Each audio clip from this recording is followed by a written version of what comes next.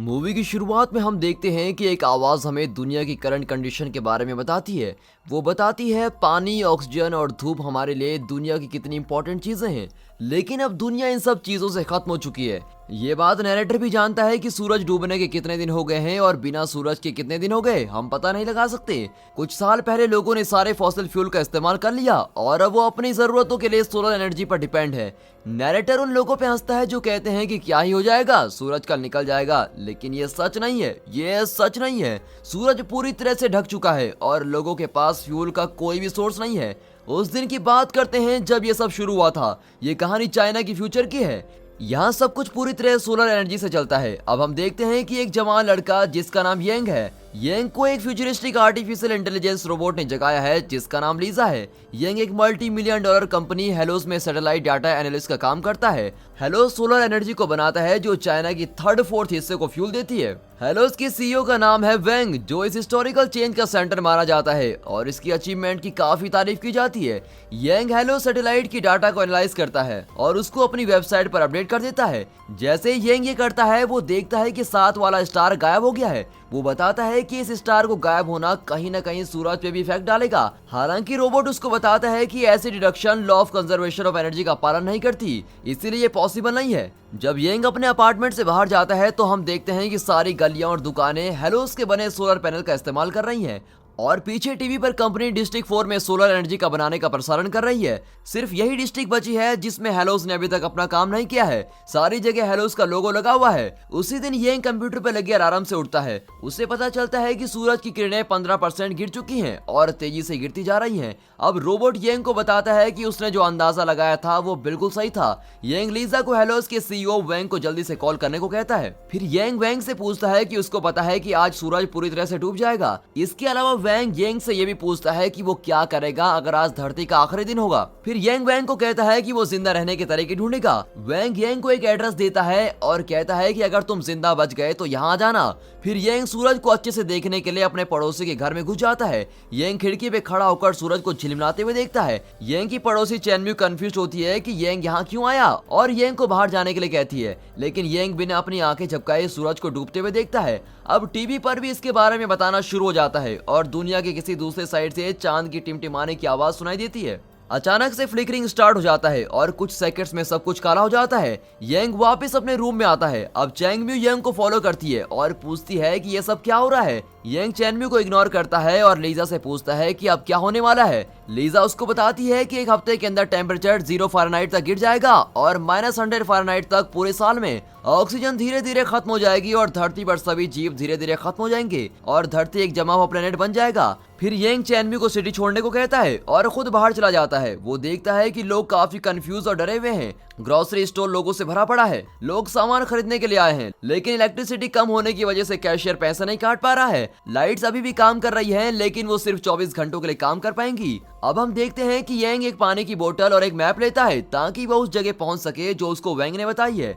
Young एक अंधेरी गली से गुजरता है और यहाँ लुटेरे उसको मारते हैं, जिसकी वजह से येंग की टांग पर चोट लग जाती है और वो बेहोश हो जाता है। अब लुटेरे उसके सारे पैसे ले लेते हैं। येंग जब उठता है तो लीजा उसे बताती है कि वो 12 घंटे और 18 मिनट के लिए सोया था। येंग जल्दी से अपने घर की तरफ भागता है और अपने कुछ कपड़े और इंस्टेंट नूडल पैक करता है। चैनम्यू उसके घर के दरवाजे पर खड़े होकर येंग से हेल्प मांगती है ताकि वो अपने पेरेंट्स तक पहुंच सके, लेकिन येंग चैनम्यू को कहता है कि ऐसा कोई तरीका नहीं है जिससे मैं तुम्हारी हेल्प कर सकूं और चैनम्यू को दूर जाने के लिए कहता है। इतने मुश्किल वक्त में येंग चैनम्यू की हेल्प करने से मना कर देता है और उसको दूर जाने को बोलता है। अगर आप येंग की जगह होते तो आप क्या करते, कमेंट्स में जरूर बताना। जब चैनम्यू येंग को बताती है कि उसके पास कार है, तब वो दोनों डिसाइड करते हैं कि वो एक साथ ट्रैवल करेंगे। अब सफर शुरू करने से पहले चैनम्यू येंग से एक प्रॉमिस करती है कि वो सीईओ वेंग से मिलने के बाद उसको उसके पेरेंट्स के घर छोड़ देगा।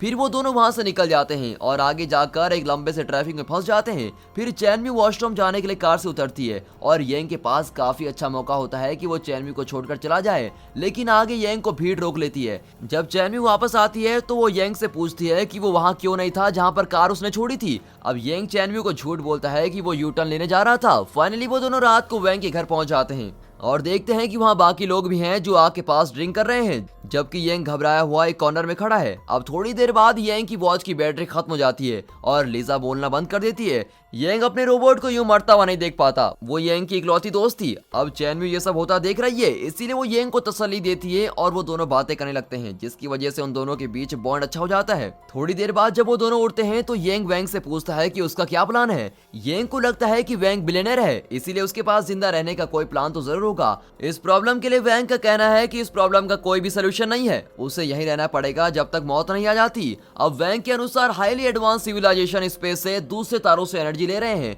और इसके साथ ही दूसरे प्लैनेट्स में भी जिंदगी खत्म हो रही है। इस वक्त धरती उनके निशाने पर है और वो इस पर कामयाब भी हो रहे हैं। सोलर सिस्टम के सेंटर में एक वर्म होल बनाया गया है और ग्रेविटी की कमी की वजह से धरती के साथ बाकी सभी प्लैनेट्स भी खत्म हो जाएंगे। अब आखिर में वैंग येंग को डिस्ट्रिक्ट 4 में जाने को कहता है और कहता है कि अगर उसको सच में जिंदा रहना है तो वहाँ उसे जरूर जाना चाहिए। जब चैनम्यू उठ जाती है तो वो दोनों अपना सफर शुरू करते हैं। अब टेम्परेचर तेजी से गिरने लगता है और येंग की बोतल भी जम चुकी है।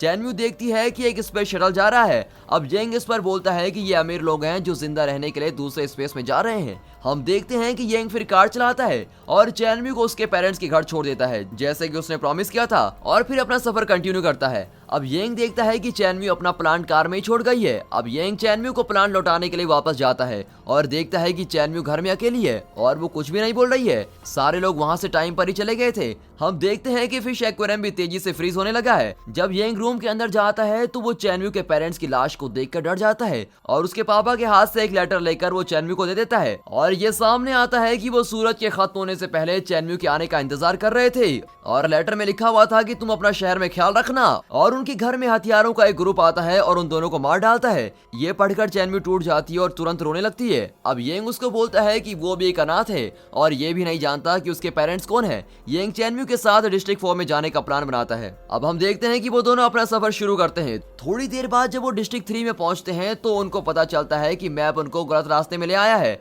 अब उनकी कार की बैटरी खत्म हो रही है, इसलिए वो थोड़ा आगे चलकर घर ढूंढने की कोशिश करते हैं जहां उन्हें इलेक्ट्रिसिटी मिल सके। जब वो उस घर में जाते हैं तो एक ओल्ड कपल उनका वेलकम करते हैं और कहते हैं कि उनके पास इलेक्ट्रिसिटी है जो उन्होंने कोल से निकाली है। हालांकि वो औरत चैनम्यू को वॉशरूम में बंद कर देती है और येंग से कार की चाबी छीन लेती है। वो उनसे माफी मांगते हैं और वहां से कार लेकर भाग जाते हैं। अब चैनम्यू और येंग काफी परेशान हो जाते हैं। वो लोग डिस्ट्रिक्ट 4 के काफी करीब थे, लेकिन येंग की पैर की चोट काफी खराब हो चुकी है और इसीलिए वो चल भी नहीं पा रहा है। अब येंग चैनम्यू से कहता है कि वो अकेले ही वहां चली जाए, लेकिन चैनम्यू उसको मना कर देती है। चैनम्यू येंग को अकेला नहीं छोड़ना चाहती। काफी सोचने के बाद वो दोनों डिस्ट्रिक्ट 4 की तरफ चलने लगते हैं और थोड़े चलने के बाद वो दोनों रेस्ट करते हैं और इंस्टेंट नूडल्स खाते हैं और उस खूबसूरत और निर्दयी रात को देखते हैं जो सूरज के बिना है। वो काफी अजीब है लेकिन खूबसूरत लगती है। जब वो शहर के रास्ते में पहुंचते हैं तो उनको उनकी कार रोड के साइड में खड़ी मिलती है, लेकिन उसके साथ माइन वर्कर्स का एक ग्रुप उनका वेट कर रहा होता है। अब चैनम्यू को बचाने के लिए येंग खुद उनके पास चला जाता है। वो लोग येंग को उनके हेडक्वार्टर लेके जाते हैं और येंग को कोल निकालने के लिए एक माइन वर्कर के रूप में रख लेते हैं। हालांकि चैनम्यू हार नहीं मानती और पीपर स्प्रे की हेल्प से येंग को वहां से निकालने जाती है। चैनम्यू येंग को वहां से निकालने में कामयाब हो जाती है, लेकिन इसी दौरान येंग को गोली लग जाती है। जब वो दोनों वापस आते हैं तो चैनम्यू डिस्ट्रिक्ट 4 पर जाने के लिए पूरी स्पीड से कार चलाती है ताकि वो येंग को बचा सके। अब चैनम्यू डिस्ट्रिक्ट 4 की एंट्रेंस पर कार रोकती है। येंग को रियलाइज होता है कि वो जगह जियोथर्मल एनर्जी है जो उनको बचा सकती है। वो अपना सफर शुरू करते हैं और देखते हैं कि कार की खिड़कियां और रास्ते भी जाम होना शुरू हो गए हैं। अब उनके पास ज्यादा टाइम नहीं है और वैसे उनकी कार की बैटरी भी खत्म हो जाती है और कार रुक जाती है। अब उनके पास कोई भी तरीका नहीं है, इसलिए वो दोनों कार की बैक सीट पर एक दूसरे के हाथ पकड़कर बैठ जाते हैं और कार से एक ऑटोमेटेड आवाज आती है कि वो दोनों अपनी लाइफ की आखिरी मोमेंट्स जी रहे हैं। थोड़ी देर बाद चैनम्यू येंग को पुकारती है, लेकिन येंग कोई आंसर नहीं करता और वो रोने लग जाती है। चैनम्यू अपना सर येंग के शोल्डर पर रखती है और फ्रीजिंग होने के साथ रोने लगती है। कुछ टाइम बाद एक कार उनकी कार के साथ रुकती है। एक कपल उस कार से उतरकर उन दोनों को अपने साथ लेके जाते हैं। वो उन दोनों को बेहोशी की हालत में डिस्ट्रिक्ट 4 की किसी सेफ जगह पे लेके जाते हैं और आखिर में पीछे से नैरेटर की आवाज आती है कि अर्थ बहुत तेजी से किसी और गैलेक्सी में जा रही है और जल्द ही वो अपने घर पहुंचे जिसके 3 सूरज हैं। और यहाँ पर ये मूवी खत्म होती है। दोस्तों फाइनली थैंक्स फॉर वॉचिंग।